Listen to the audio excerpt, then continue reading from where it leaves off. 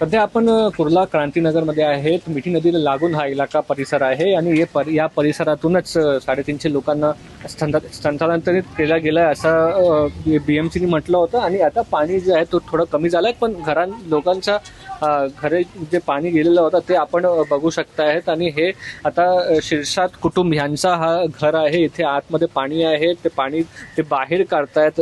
रवीना शिरसाट आपल्या सोबत आहे, त्यांच्याशी जाणून घेऊया सकाळी किती वाजेपर्यंत रात्री किंवा हा पावसाचा जोर वाढला आणि किती पाणी घरात आला होता. रात्री तरी पण 2-3:30च्या दरम्यानमध्ये पाणी आलं आणि तेव्हापासून कंटिन्यू पाणी आहे घरामध्ये.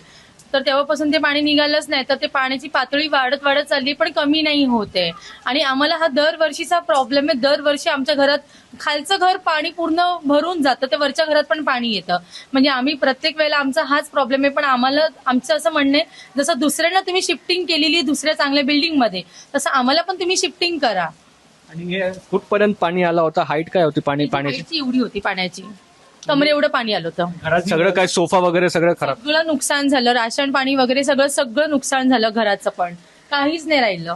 बिछाण्यापासून सगळं वेस्ट गेलेलं आमचं पाण्याच्या मुळे. छोटे बाळ पण आहे तुमच्या घरी? आमच्या छोटे बाळांना आम्ही दुसऱ्यांच्या घरी बसवलंय.